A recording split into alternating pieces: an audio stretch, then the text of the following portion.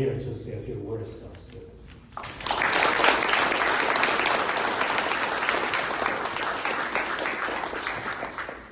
Jeff, thank you for that introduction. It was very kind and generous, and thank you for this opportunity to come together this morning. It's great to see you all, and I just really enjoy the opportunity ever to interact with young people.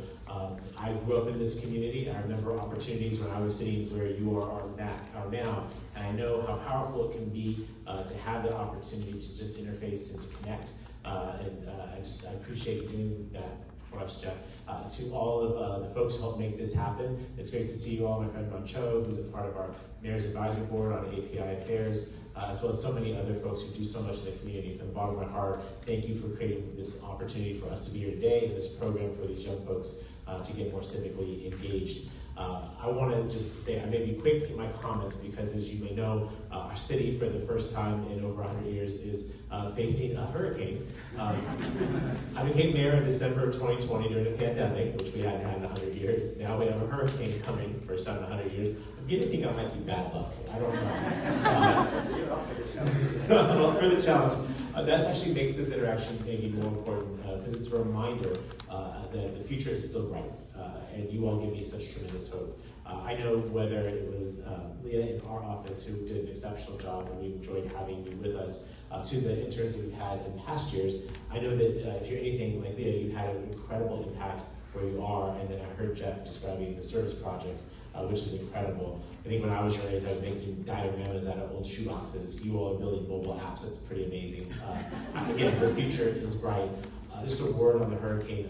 I would ask you to take it seriously.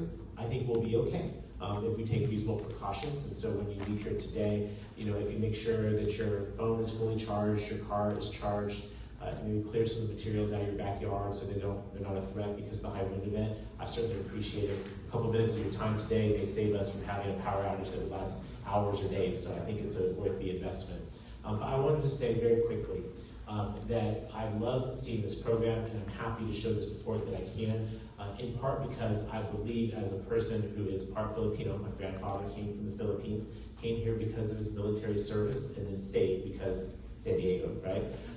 That we're better when our community is more engaged, and particularly in civic affairs of our city. Whether or not you ever become the mayor or run for office, your vote, your civic engagement in your neighborhood or across the city has an incredible impact. And we have a lot of work to do with regard to the API community being more deeply engaged in the civic affairs of our city. You may know that there has, in our city's 173-year history, has only been 4 people of API ancestry ever elected to public office in our city. 4 in 173 years. 2 of them are here with you today, myself and Councilmember Ken Lee, who's doing a great job.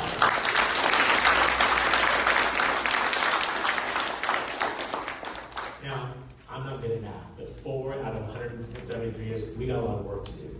I think also importantly, I want to acknowledge that all 4 have been men. There have no API women have been elected to public office in the city of San Diego.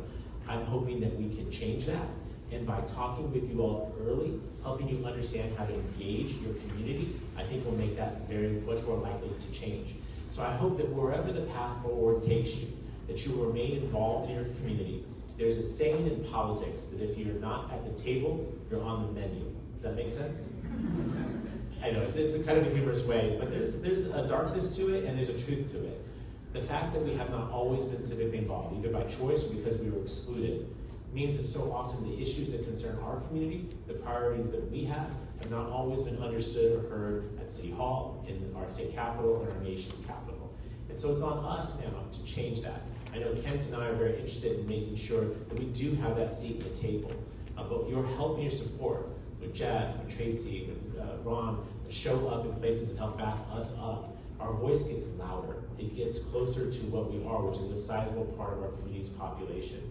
And so to the young people who are here, I hope that you're inspired to do more, to stay engaged, certainly to vote, to be active and volunteer in your community, and yes, maybe to run for office, and that's where I want to end.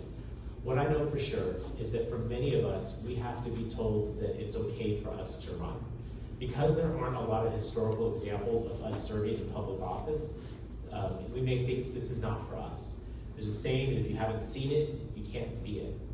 I hope with the example of myself and Councilmember Lee and the greats that came before us like Tom Hom and Chris Cate, that what you can see is that we can serve in these offices, and that regardless of whether or not you like to public speak, true story, I don't care to do this generally. I actually prefer to do policy, but it's what you have to do this work. Oh, that no matter if this does not seem like an actual thing that you would enjoy doing, that you care deeply about this community, that you would raise your hand and you would choose to serve. And that by doing so, not only will you make the part of your community better, but the city better, but we'll be at the table helping to make decisions and understanding that our priorities will in fact be heard by those who have the opportunity to influence where our community goes. So I told you I would be brief because I know we have some certificates. You're gonna hear from our council member. We're taking a good picture. I'm gonna try to fight a hurricane. All in a day's work. But just know that I am extremely proud of you. I'm so grateful that in your busy time being a student that you would still just choose to take a step forward. And my ask of you today is to keep taking those steps forward. As you take those steps, you're not just helping yourself, you're helping your family, you're helping our community, you're helping our city. And as you do that, know that I will be there rooting for you every step of the way. Thank you all so much for this opportunity.